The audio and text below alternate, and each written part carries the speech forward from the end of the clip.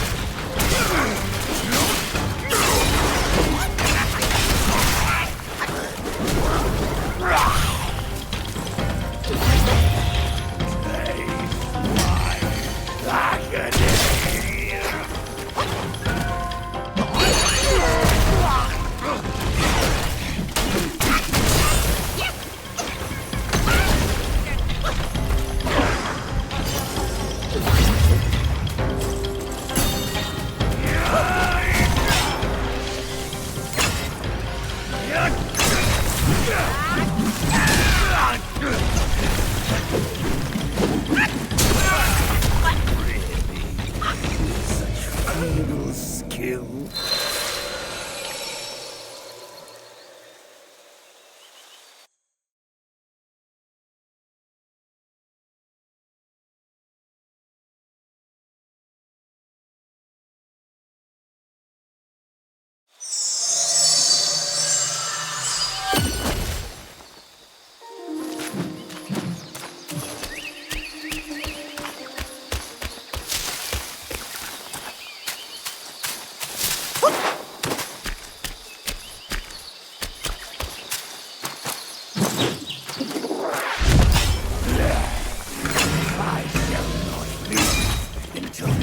Blood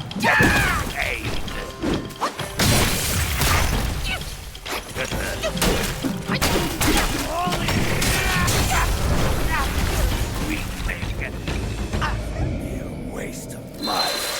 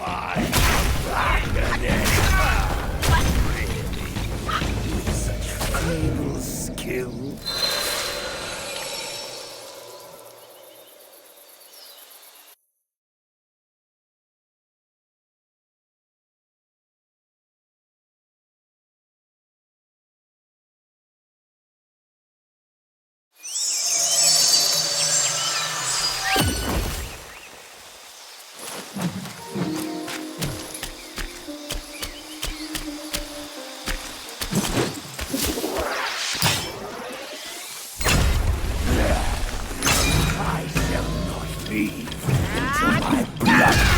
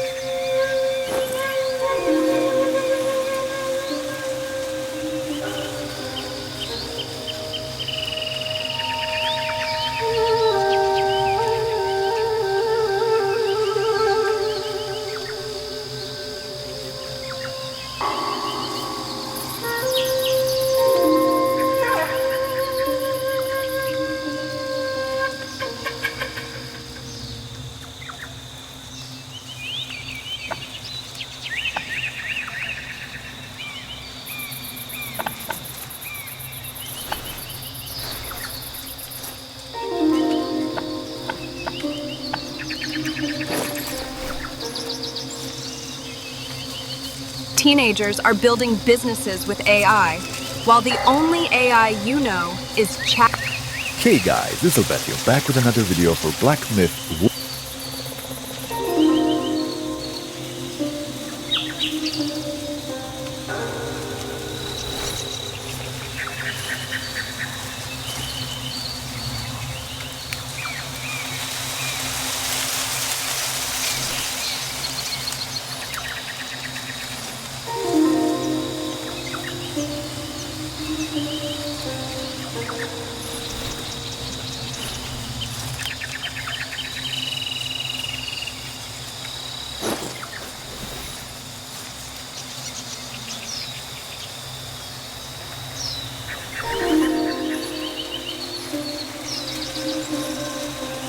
Welcome to the video, guys. This is going to be all the really awesome different hidden items, transformations, and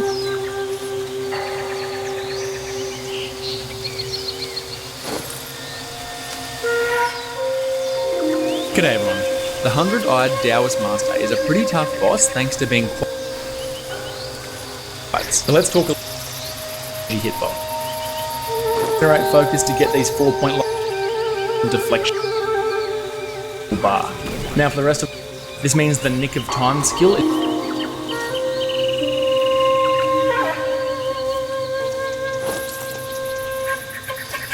is generating quite a lot of focus. It's nearly a full bar.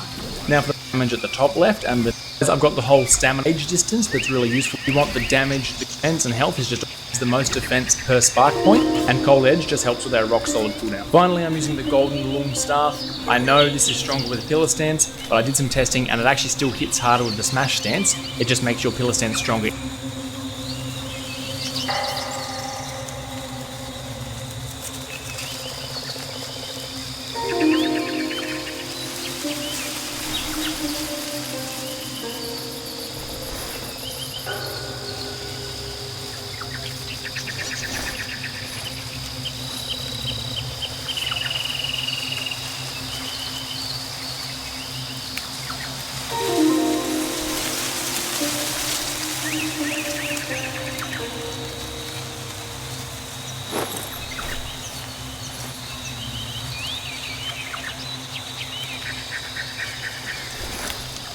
Hello, Jack-Offs. This is Jackie B coming in with another Black Myth Wukong boss guide. This time... Welcome to Second Life, the cinematic metaverse, where every detail is crafted for realism and immersion. Explore breathtaking worlds. Step into deep roleplay. Alright, everyone, this is my build. I'll pause here. Of course, with all my builds, I am prioritizing stamina. Anytime you get a buff advantage when you do a perfect dodge, keep your focus points is amazing. Also, I help staff stances. I am getting up to 4 focus points. I am prioritizing smash stance, and I do have the pillar stance, in this case, maxed out. If you're using smash stance, no points in alteration, no transformations have points. Spell playthrough at the time of me beating the boss, but for my relics, here they are. The light attack combo. It is really nice, especially in the game. Moderate damage bonus after casting a spell in the game, but nothing that I don't think anyone would not have at this point. I honestly missed so many secrets in this game. Shaft staff. I am using the Weaver's Needle. Again, not only does it give you critical hit chance and critical damage, but again, it will completely lock him into place and remove that gold state from him entirely. So very much worth it. You need to kill the annoying cockroaching fucking bird. Did for any. This is the Falcon Hermit. This is my spirit. This is again causing the gust of wind that deals frost damage. If you hit him alongside, it will stun him in place. Definitely, I maxed this out. The only spirit I've been really committed to at this playthrough, and I will leave a description below. For my Radiance, so anytime I use a spirit skill or a vessel, which is again the Weaver's Needle, I'm going to considerably increase my attack damage. Always nice to have at the start of that phase. And then I pair that up with the chest. Okay?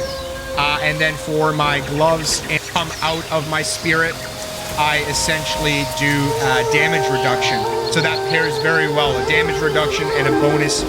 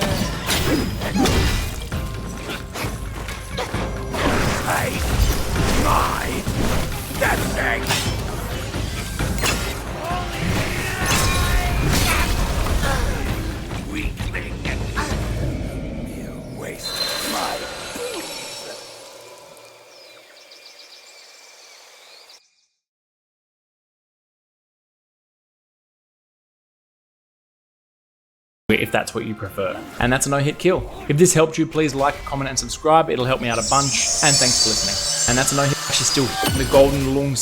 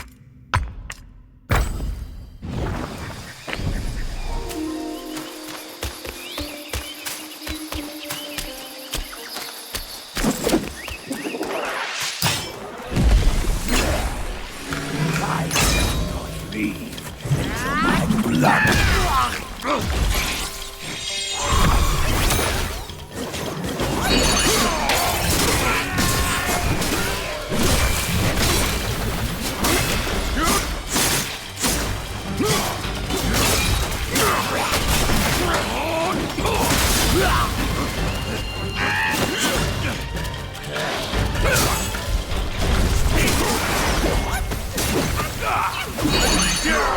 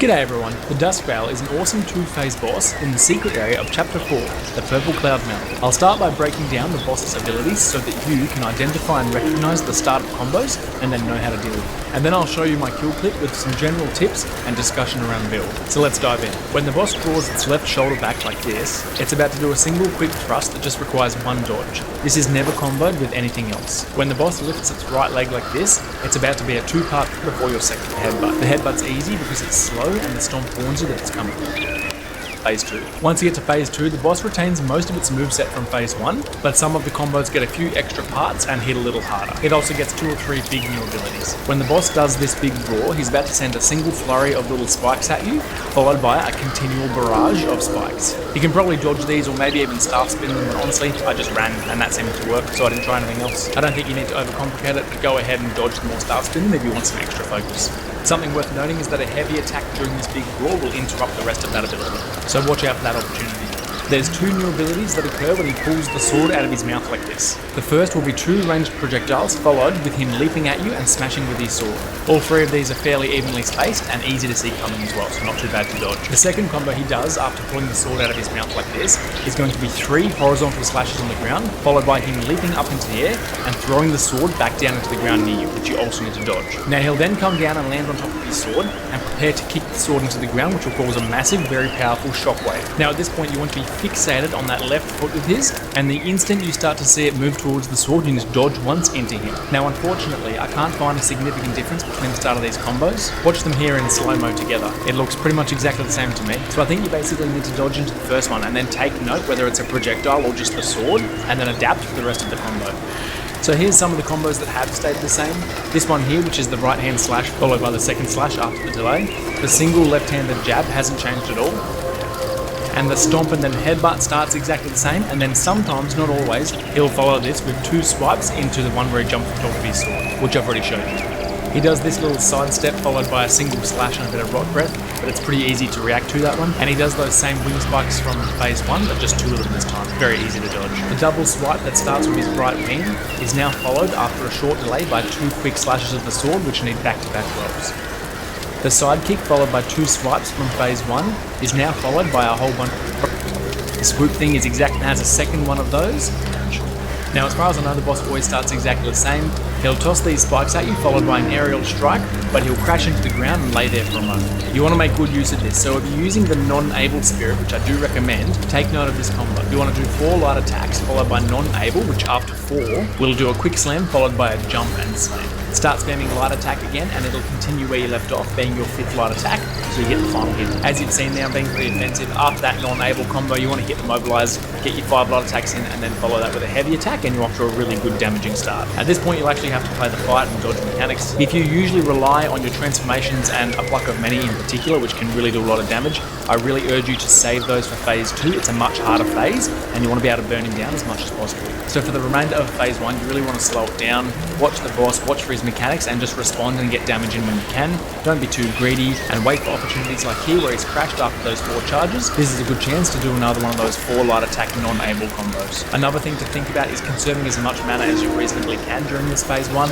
As I said, it's much easier, so you want to save as much of your resources for Phase 2 as possible. To help with your mana pool, because we are using non-able, which takes about 100 mana off, so I recommend at least the 3 nodes on the left hand side, mostly just for the damage on the top left and mana return on the bottom left. If you have spare spark points, take the stuff on the right as well, but that's less valuable. For rock solid, for the same reason, I'm using the whole tree, and just because I particularly like it on this fight, there's a lot of very easy, well-telegraphed abilities that you can deflect with it and get that little damage bonus, as well as a bunch of focus. Now hopefully you've managed to transition to Phase 2 with a decent amount of your 1 gourd charges as well as mana. If you are really struggling with this boss, this would be the phase where you want to use your transformations liberally, as well as a pluck of many if you are building into that particular spell. If you haven't tried a pluck of many spell with its whole skill tree filled out, I'd recommend you do it at least once just to see how potent that one spell can be. Again, when I've got the windows of opportunity, I'm using that forward light attack into non-able into 5th light attack, immobilize, and then do another 5 light attacks. It's a great combo and it gets out a lot of damage. In addition to the strong active ability and short cooldown, non-able also gives really good offensive stats at the expense of mana if you don't use spells too much. As you can see, fully upgraded, it gives 10 damage, 3% critical strike chance, and 6% crit damage at the expense of 100 mana, which I think is a pretty good trade-off, especially if you're using the mana conservation talents in the Immobilize and Stoneform tree, which I've just showed. Especially chance and 6% crit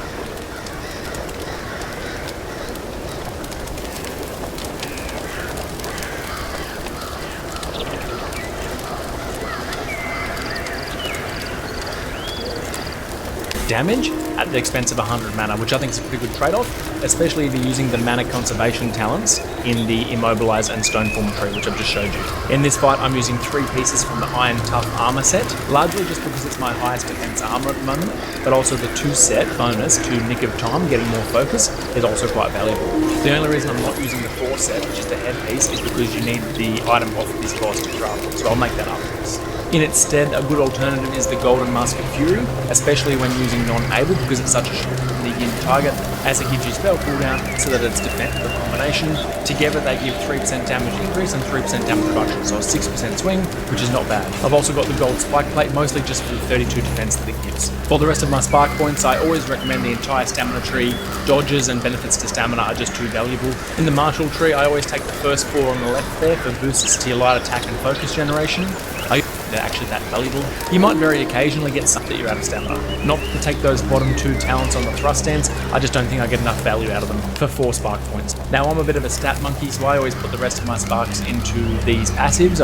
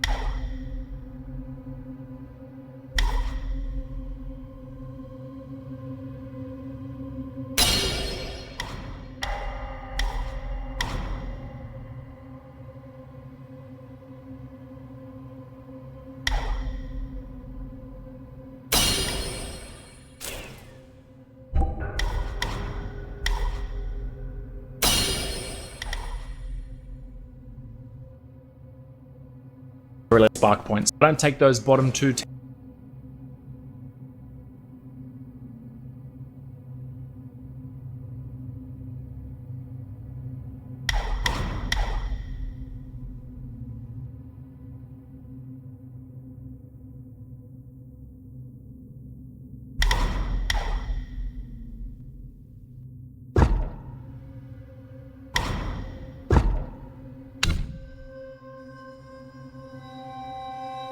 talents on the thrust stance.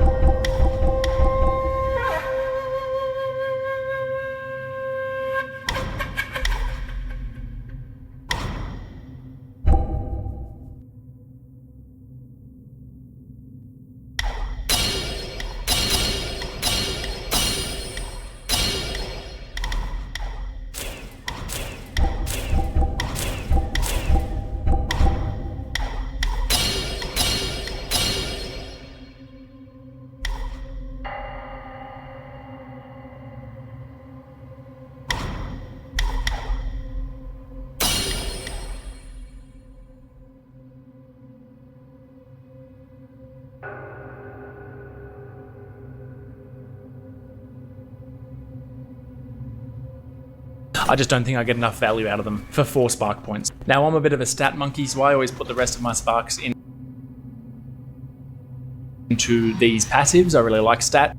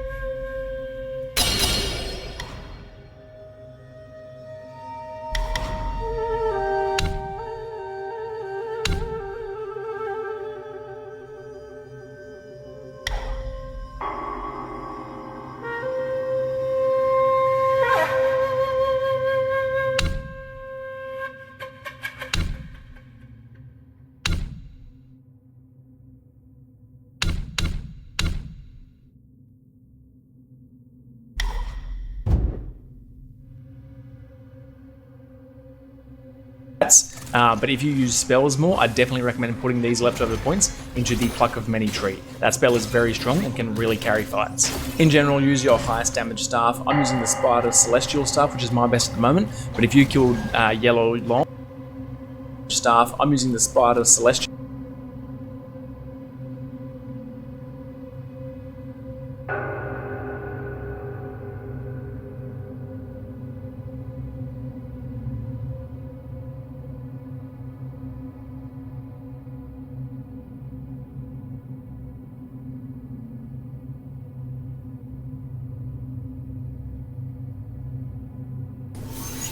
Today I'm gonna play Black Myth Wukong, and I have for you.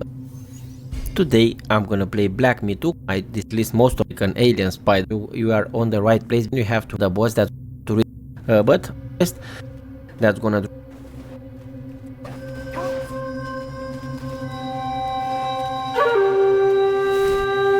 Cave, which is gonna be the let's spider. Random fight with all those items. Okay, now I have the Visionary Centipede staff, which if I'm gonna make this spider the celestial staff, that one is gonna disappear. But I can switch, and I can only have to pay 1.8k.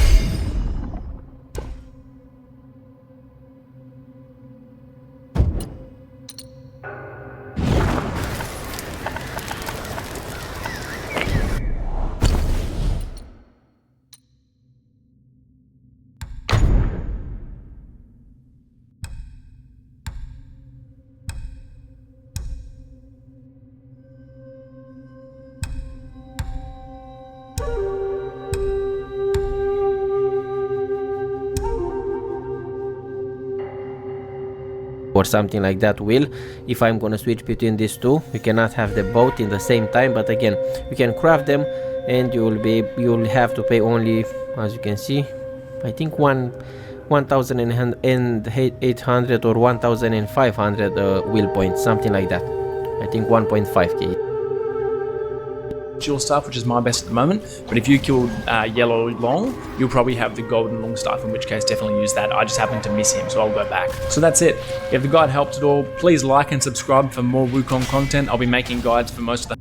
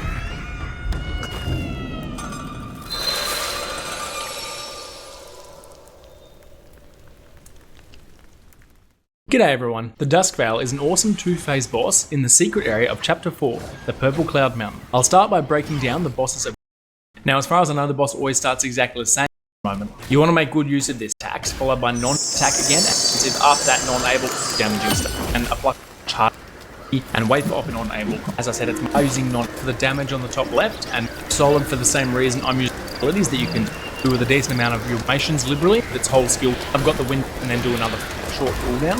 Not as you can see, at the expense of the immobilize, largely just because it's my highest defense armor at the moment, but also the is from the Iron Tough armor set, largely just because it's my highest defense armor. In this fight, I'm using 3 pieces from the Iron Tough armor set, largely just because it's my highest.